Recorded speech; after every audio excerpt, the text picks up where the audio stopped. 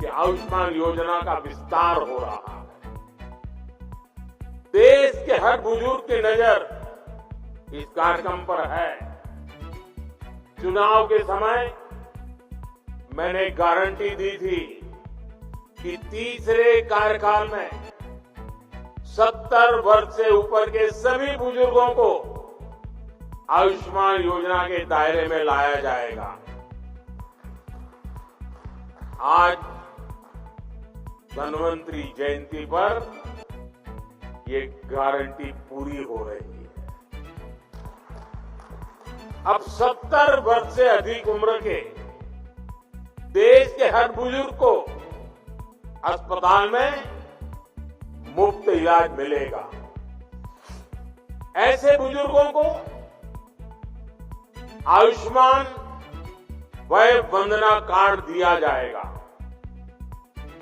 सरकार का प्रयास है कि देश के हर बुजुर्ग जिनकी आयु 70 वर्ष के ऊपर है उनको जल्द से जल्द आयुष्मान वय वंदना कार्ड मिले।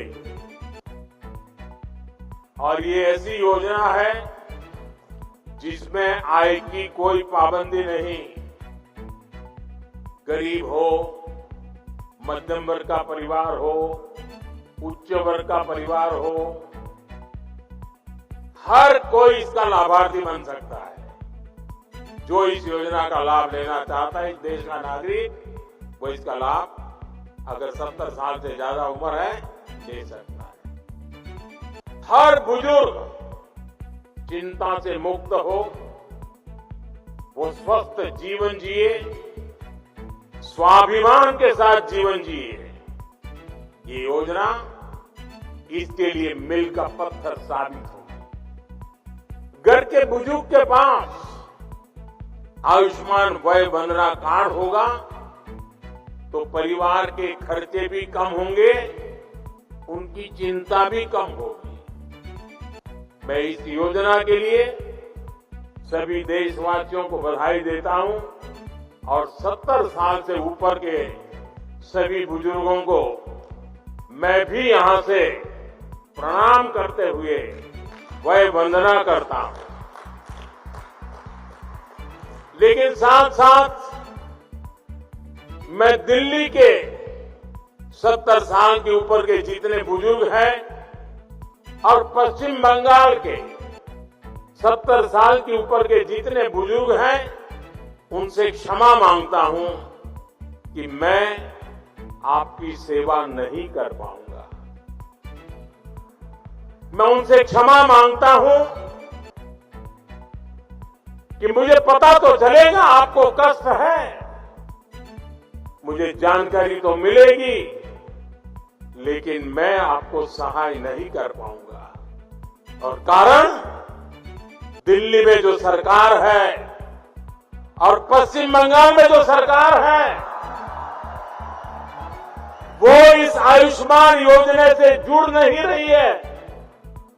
अपने राजनीतिक स्वार्थ के लिए अपने ही राज्य के बीमार लोगों के साथ जुल्म करने की वृत्ति, ये प्रवृत्ति मानवता की दृष्टि से किसी भी तराजू पर खरी नहीं उतरती। और इसलिए मैं पश्चिम बंगाल के बुजुर्गों की माफी मांगता हूं,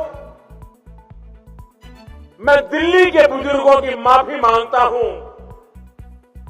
देशवासियों की तो सेवा कर पा रहा हूं, लेकिन राजनीतिक स्वार्थ की वृत्ति की दीवारें मुझे दिल्ली के बुजुर्गों की सेवा करने से रोक रही है, पश्चिम बंगाल के बुजुर्गों की सेवा करने से रोक रही है। और मेरे लिए ये राजनीतिक पहलू से मैं बोल नहीं रहा हूं, भीतर एक दर्द होता है कि जिस दिल्ली से मैं बोल रहा हूं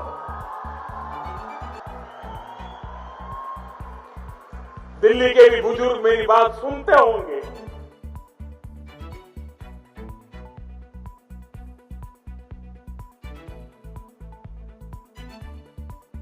मेरे दिल में कितना दर्द होता होगा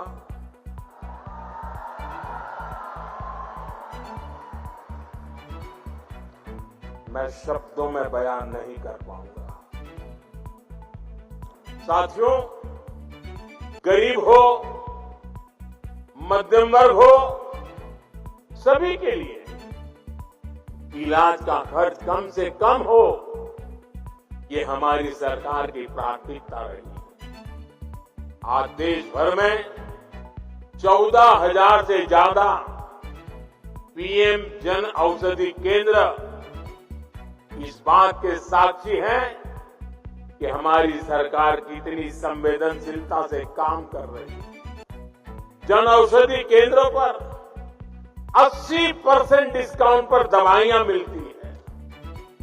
अगर ये जन औषधि केंद्र ना होते तो गरीबों को, मध्यम वर्ग को अब तक जो दवाइयां बिकी है उसके हिसाब से मैं कह सकता हूं कि 30,000 करोड़ रुपया उनका दवाइयों के लिए ज्यादा खर्च हुआ होता, उनके 30,000 करोड़ रुपए बचे क्योंकि जन औषधि केंद्र से दवाई मिली, 80% डिस्काउंट में मिली। आप जानते हैं, हमने स्टेंट और नी इम्प्लांट में जैसे उपकरणों को सस्ता किया। અમારી તમામ માહિતીથી અપડેટ રહેવા માટે જોડાયેલા રહો S9 ન્યૂઝ સાથે।